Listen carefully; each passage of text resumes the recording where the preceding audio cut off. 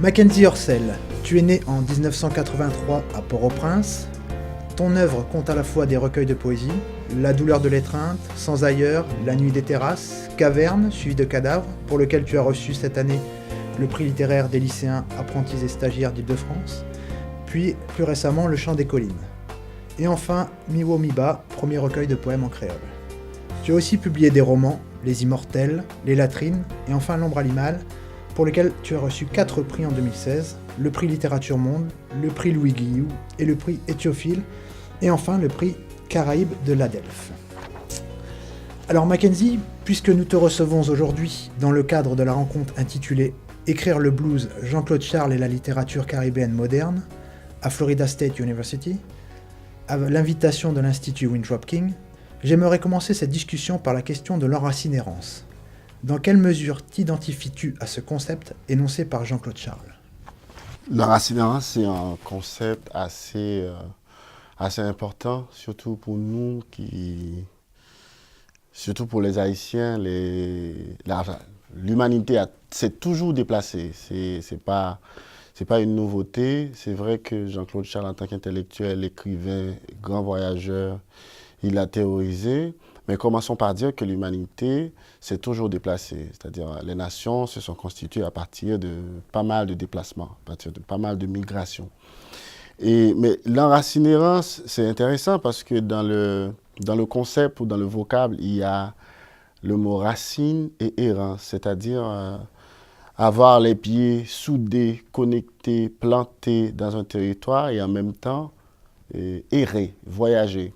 Est-ce que c'est un voyage intérieur ou est-ce que c'est un voyage géographique? Chez Jean-Claude Charles, c'est les deux. Parce que quand on lit son premier livre, Négociation, pour moi, dans ce livre, il y a toute la théorie, les théories développées que Jean-Claude Charles va développer après dans son œuvre. Et quand on lit ce livre, on se rend compte que l'enracinérance, chez Jean-Claude Charles, c'est un rêve d'enfance. Malheureusement, on n'a pas le livre ici, mais j'aurais pu vous lire ces 3 vers. Et là où il parle de son enfance, de tous les voyages avec le monde dans ses poches. Je l'ai rencontré en 2008 en Haïti. Et c'était étonnant de voir ce monsieur qui a beaucoup voyagé, qui a toujours vécu entre Paris, Chicago et New York. Et qui dit, moi, je suis l'écrivain de la rue de l'Enterrement. La rue de l'Enterrement, c'est une petite rue à Port-au-Prince. C'est la rue qui mène au grand cimetière de Port-au-Prince. Et il l'a dit, c'était étonnant. Donc moi, en tant que citoyen, parce qu'il faut il y a une petite différence, une petite nuance entre l'écrivain et le citoyen. En tant que citoyen avec un passeport haïtien, c'est difficile.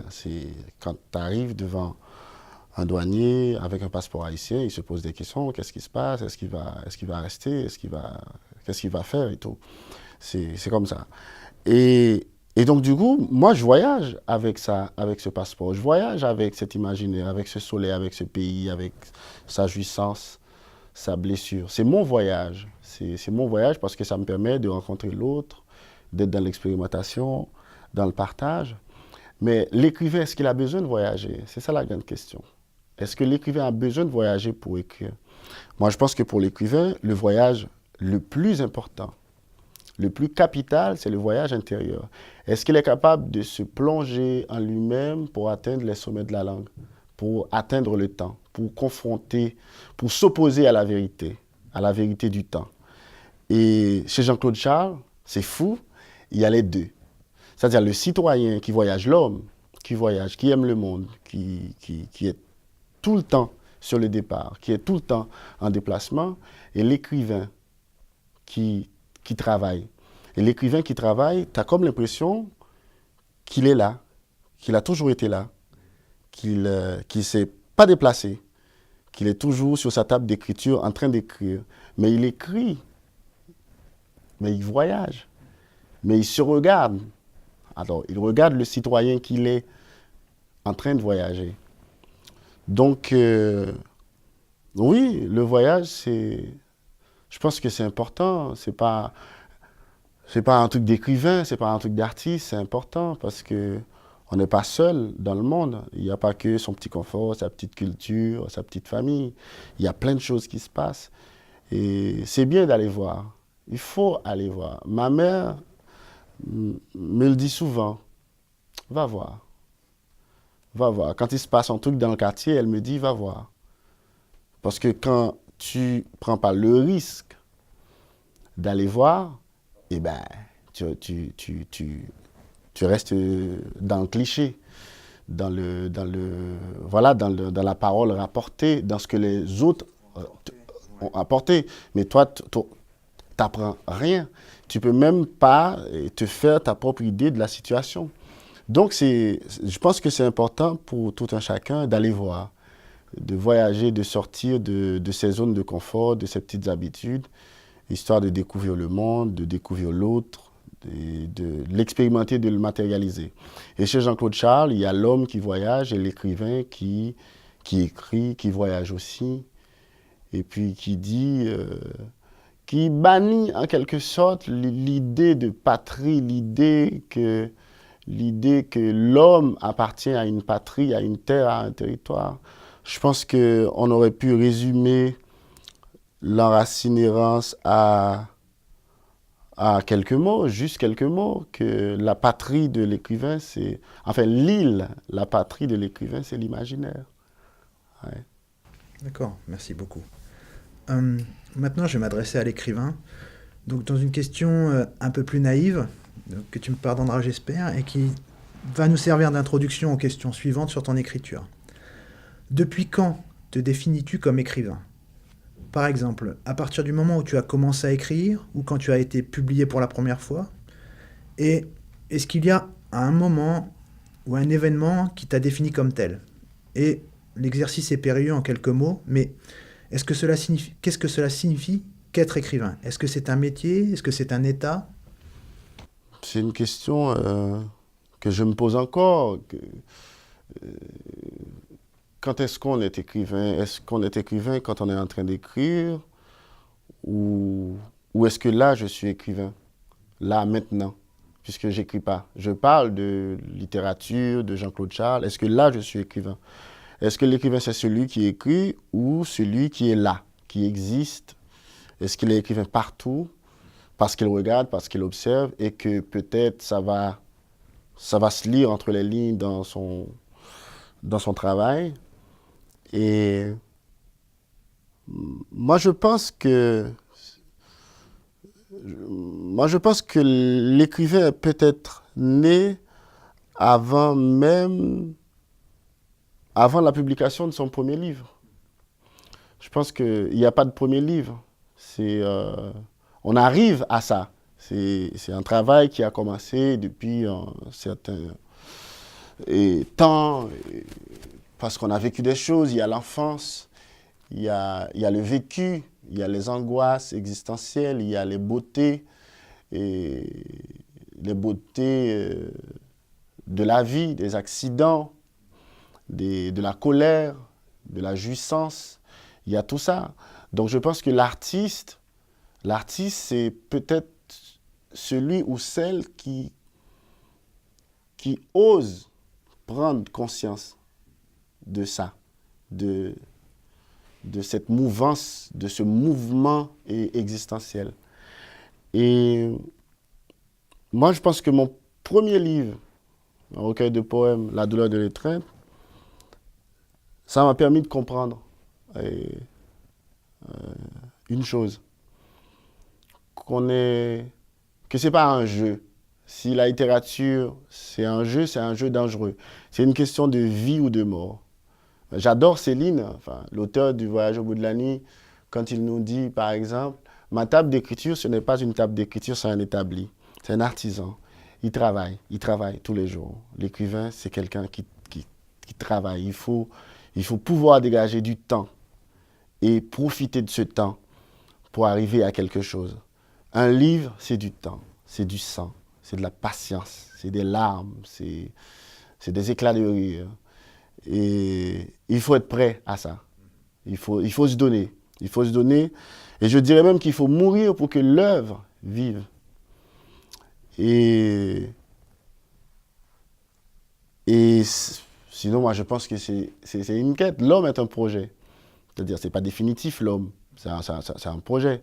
Et tu te lèves le matin et c'est une nouvelle vie qui commence. Ouais, le passé existe, les souvenirs sont là, la vie d'hier existe, mais chaque matin, c'est une nouvelle vie qui commence. Donc, nous sommes un projet. Et en tant que projet, on peut aller dans le sens qu'on veut. Et donc, je pense que l'écrivain, c'est une quête. C'est une quête. C'est-à-dire, c'est quelqu'un qui apprend à écrire le livre qu'il est en train d'écrire. Donc, en tout cas, je parle pour moi. Je ne me dis pas que oui, je vais faire ce livre, oui, je vais arriver au bout de ce livre. Je travaille. Je travaille parce que je ne sais pas, je suis le voyageur qui sait où il est, mais qui ne veut pas savoir où il veut aller. En tout cas, où il va.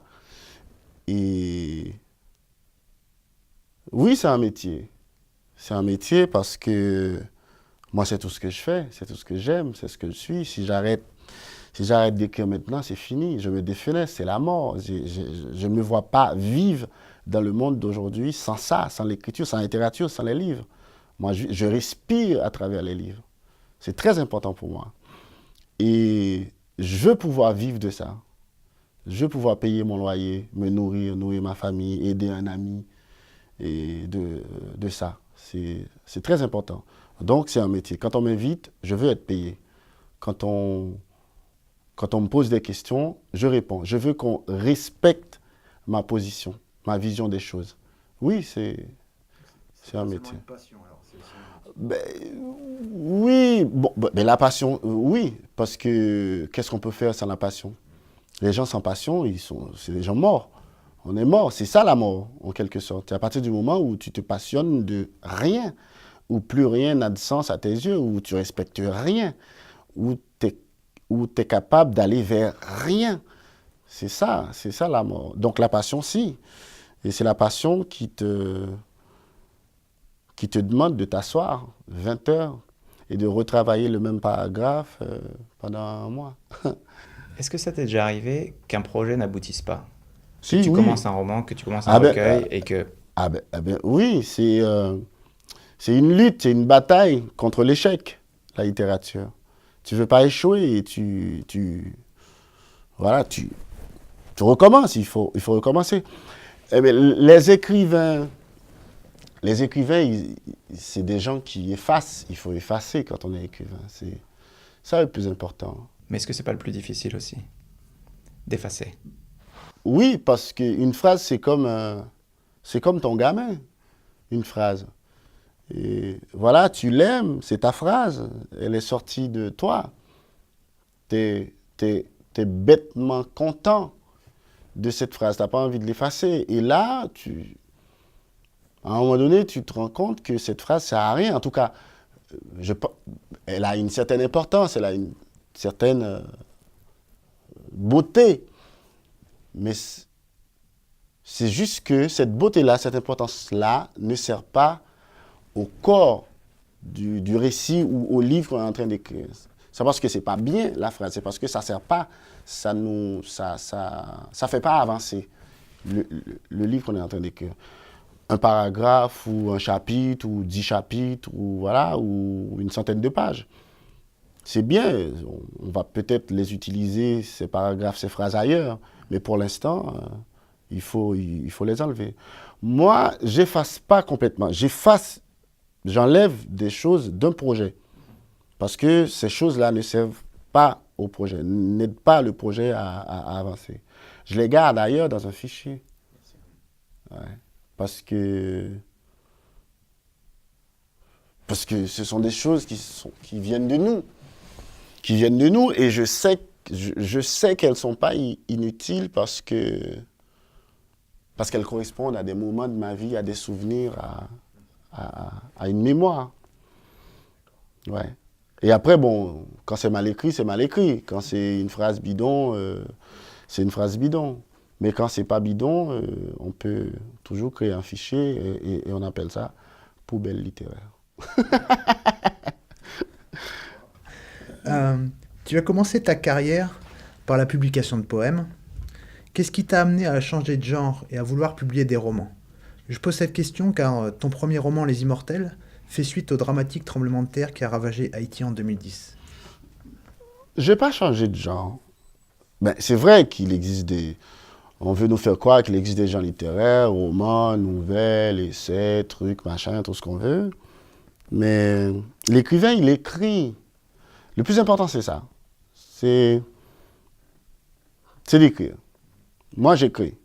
À ce Moi, moment-là, j'écris. le fait qu'il y ait eu ce tremblement de terre, tu pouvais pas le mettre en mots, peut-être en poésie. Mais c'est un livre que j'avais déjà, qui me travaillait déjà bien avant.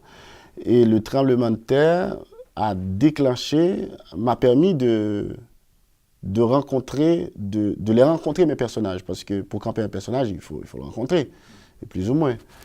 Et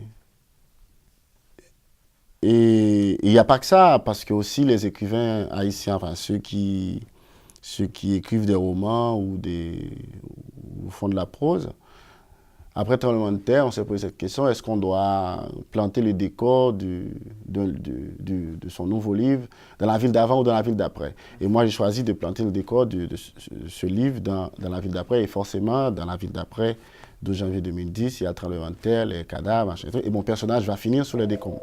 Moi, mon travail, ma petite démarche, ben, ça se lit bien, ça se voit bien dans Les Immortels, c'est d'essayer de trouver ce point de ralliement, ce point de rencontre entre la poésie et ce qu'on appelle le roman et la poésie. C'est-à-dire de mettre la poésie au service du roman ou l'inverse. Donc voilà.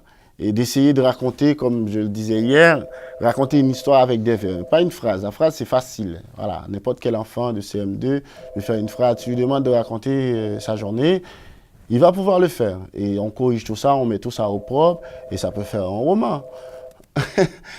C'est facile une phrase. Et donc moi, j'essaie de ne pas faire de...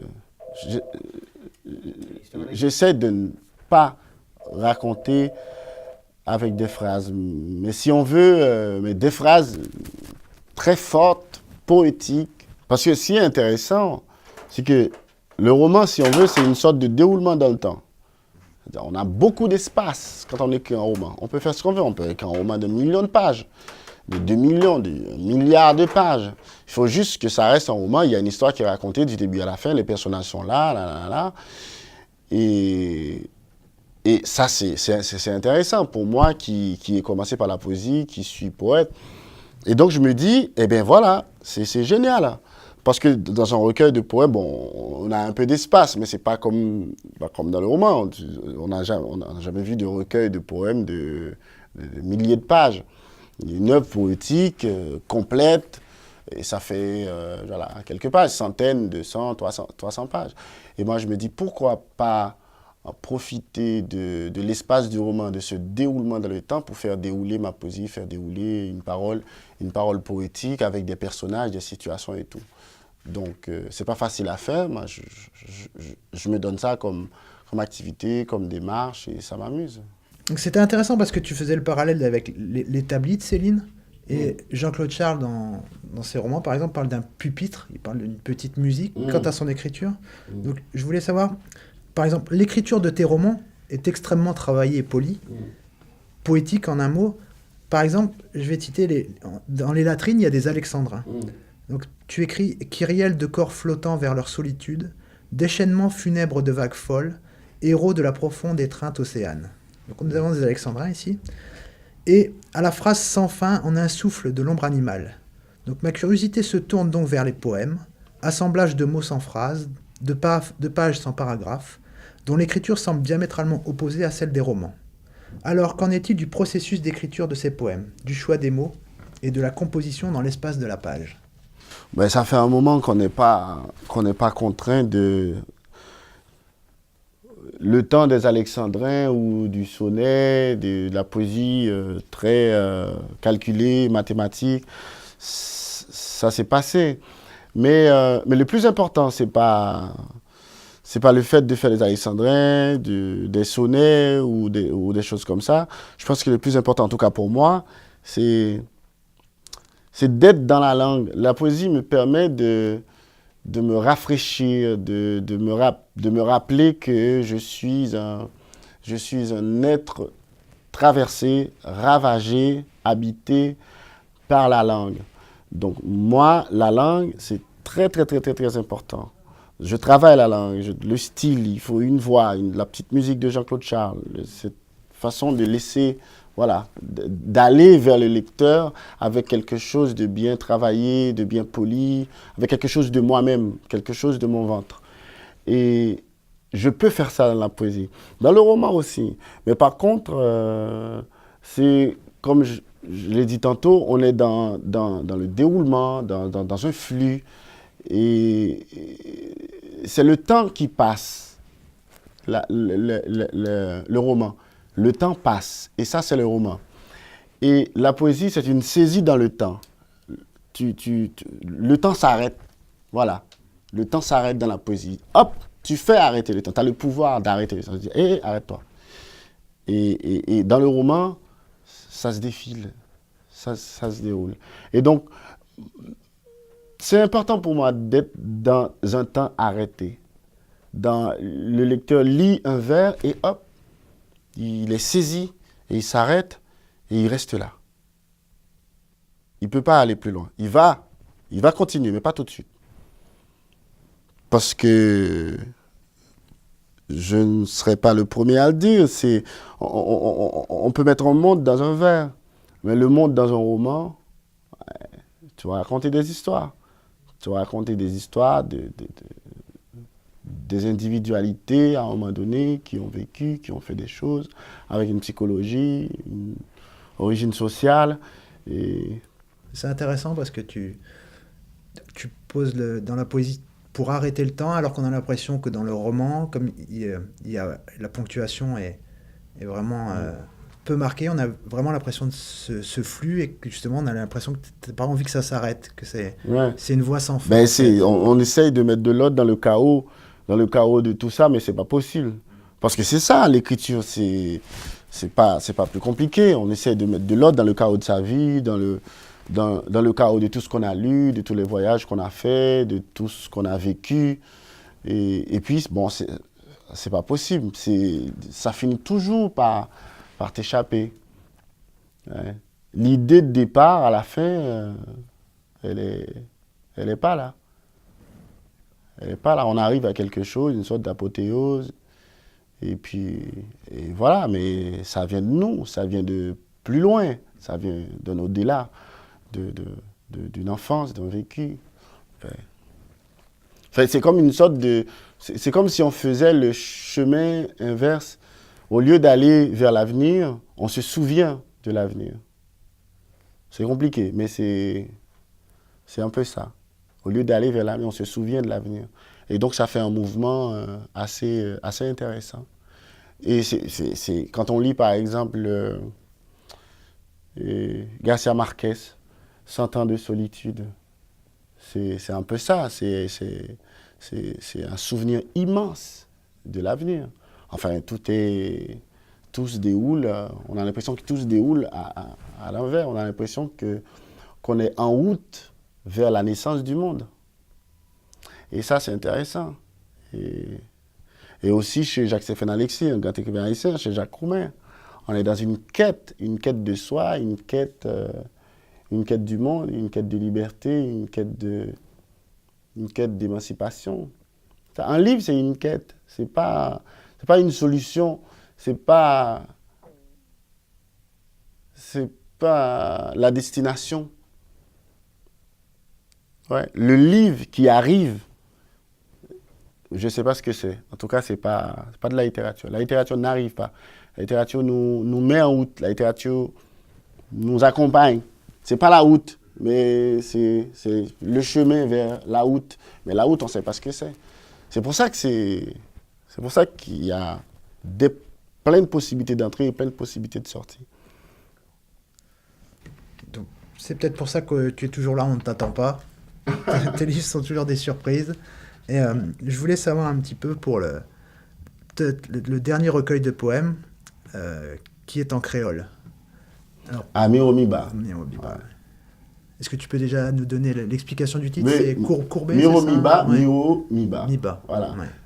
Et ben, j'étais dans un... Je le suis encore dans un nouveau cycle, une sorte de revisitation de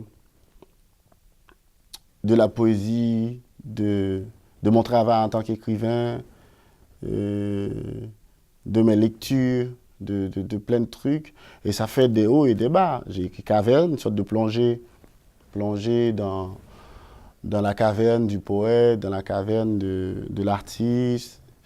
Je me revisite, je me revois, je me resoigne. C'est une sorte de bilan. Donc je descends en moi, dans la caverne, j'ai vu des choses, je les ai écrites. Et puis après, j'ai écrit Le Chant des collines. Attends, caverne, Le Chant des collines. Donc caverne en bas, colline en haut.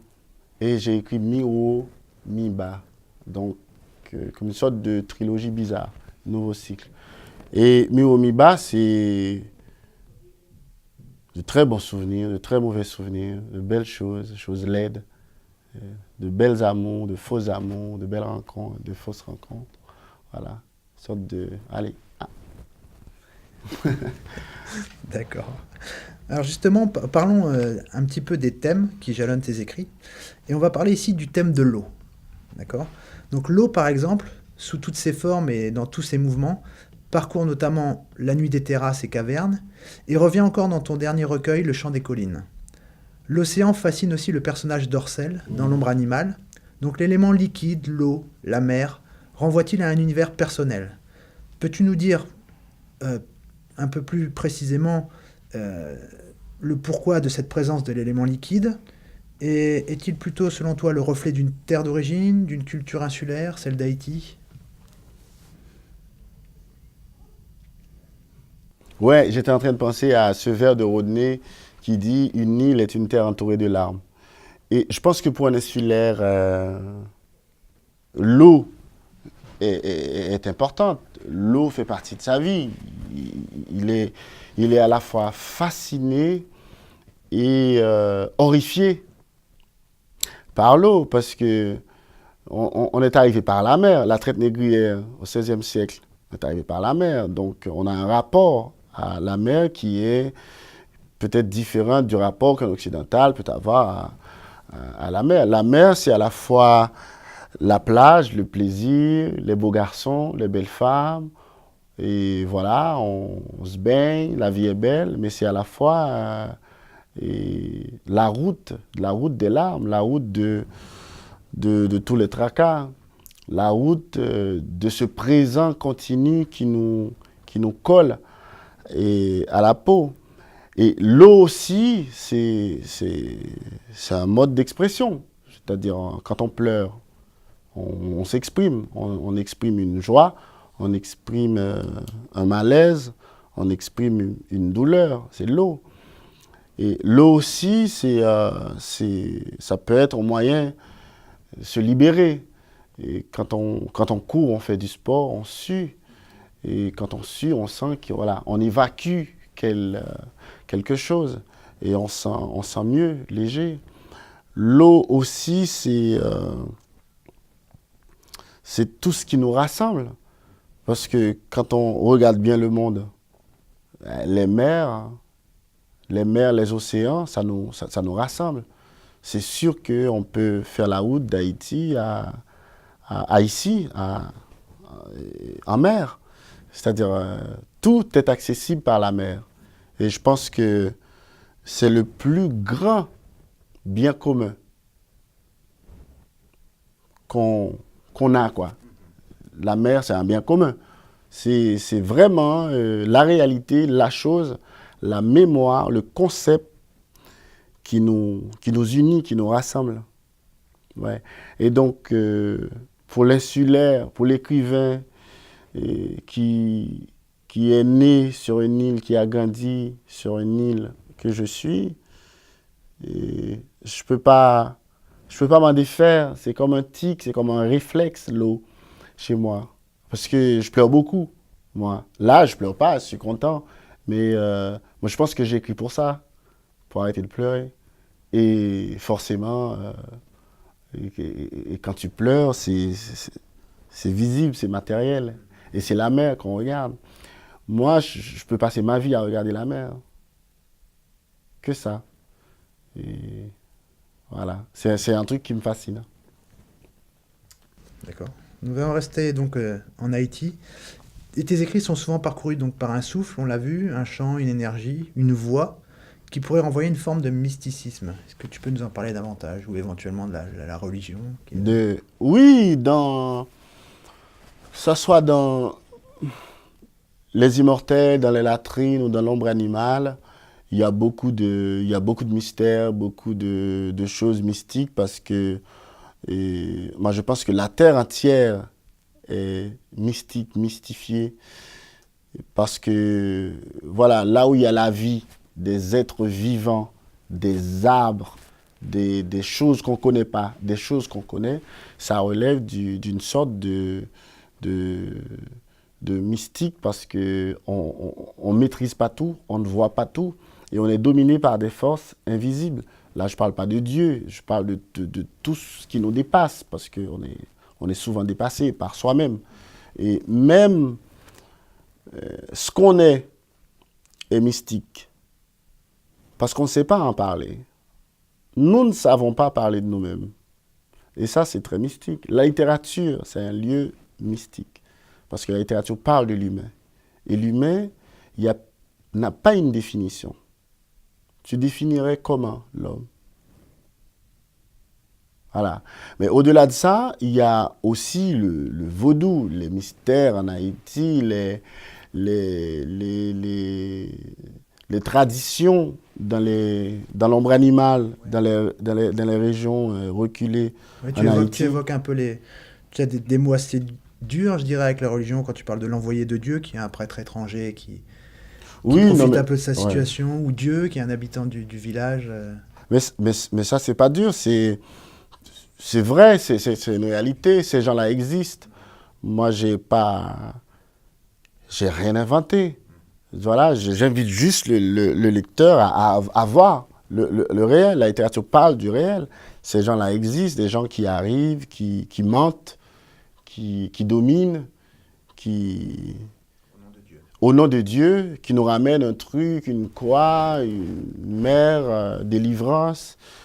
Et voilà, c'est une forme d'esclavage mental.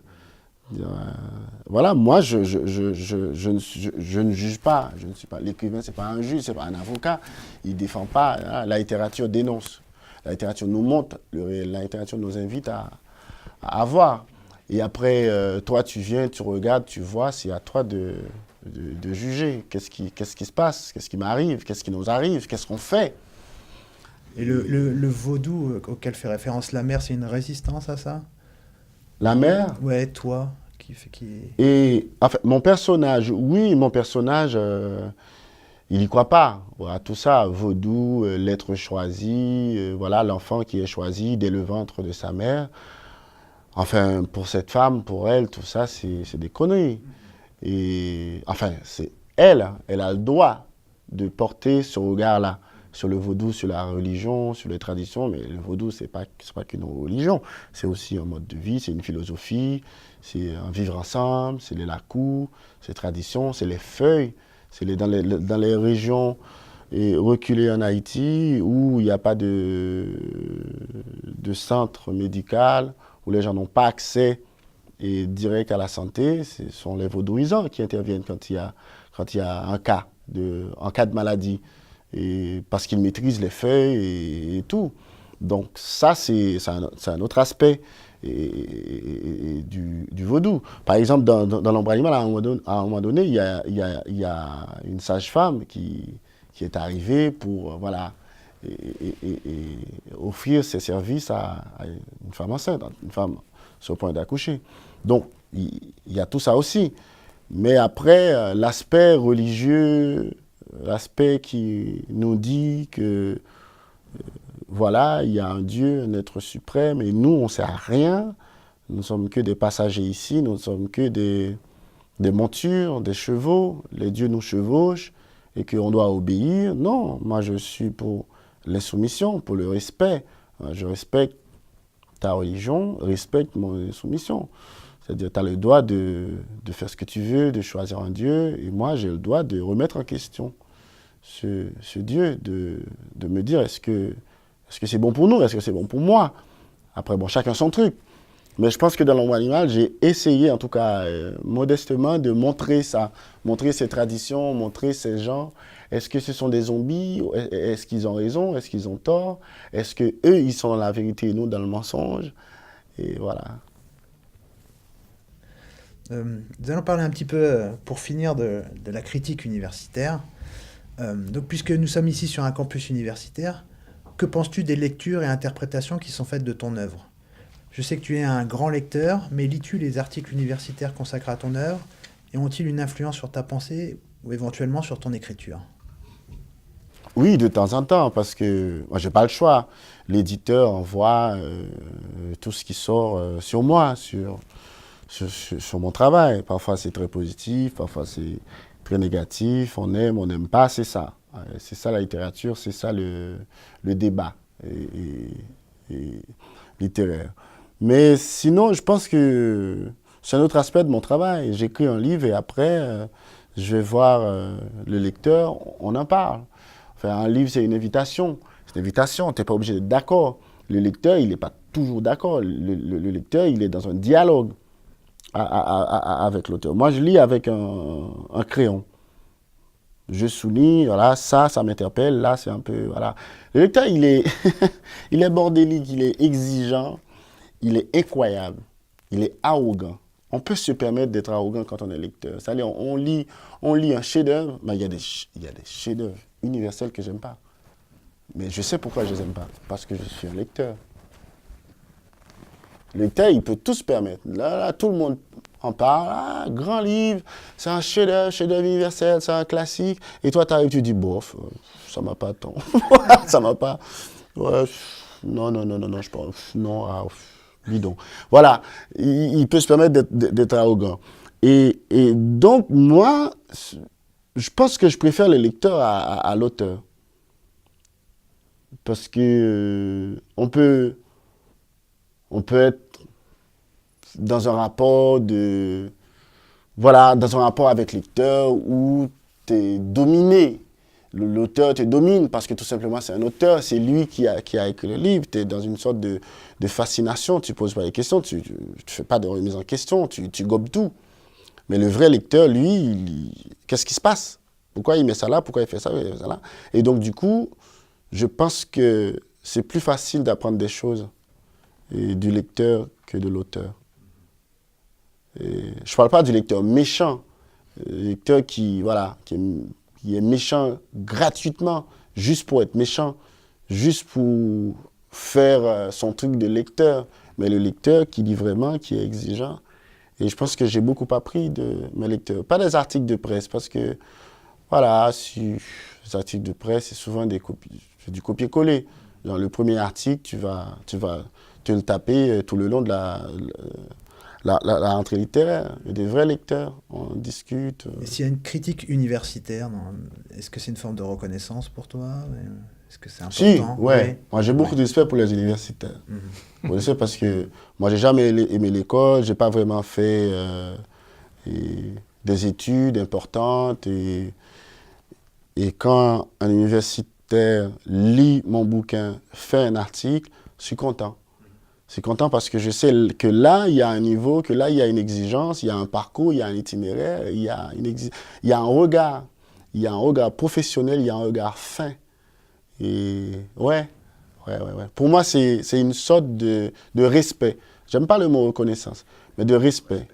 Parce que l'universitaire, il a le choix, quoi. Il y a tellement d'auteurs, il y a tellement de trucs, et il décide de lire ton bouquin et faire un article. Ouais. Penses-tu que la critique en général est passée à côté d'une dimension fondamentale de ton œuvre? Oui. Parce que, je le dis, c'est pas pour être arrogant, ni pour faire l'écrivain. Souvent, on a l'impression que les gens, ils lisent pas vraiment les livres. Donc, quelqu'un qui me dit, par exemple, Ah ouais, dans l'ombre animale, il n'y a pas de ponctuation. Mais il n'y a pas de débat. Il n'y a pas de débat, il n'y a pas de débat, il n'y a pas de critique. Déjà, si on a peur de ça, si on fuit parce qu'il n'y a pas de ponctuation, il y a un problème. Et la critique passe à côté aussi parce que je ne suis pas un best-seller, je ne suis pas un écrivain connu, je ne suis pas un écrivain mondialement connu. Donc forcément, il y a des gens intéressants qui connaissent pas mon travail. Et donc, du coup, voilà, je me dis que peut-être que ça aurait pu avoir une autre résonance. Mais c'est pas grave parce que moi, j'ai toujours dit, je pense que l'écrivain... moi, j'écris pour une petite communauté. Quelques personnes, 10 personnes, 10, 20 personnes. Et après, comme il y a un éditeur derrière, une machine, le livre sort, les déplacements, les trucs, des prix. Voilà, c'est comme ça. Mais moi, je pense que je pourrais continuer à écrire toute ma vie et donner mes livres à cette bonne vingtaine de personnes. La littérature, c'est ça, c'est un truc entre nous. Ouais. Mais pour être franc et honnête, je pense que je suis content parce que cette bonne vingtaine de personnes, elles sont toujours là. Elles sont toujours là et vous en faites partie. Et c'est ça le plus important, je pense, pour un écrivain. Et après, grand public, monde entier, partout, c'est bien. C'est bien, moi je le souhaite vraiment à un écrivain, d'être partout, d'être connu, d'être lu dans le monde entier. Mais le plus important, c'est de s'asseoir, quoi, et bosser, ouais. Merci beaucoup Mackenzie Merci à vous. pour ces réponses.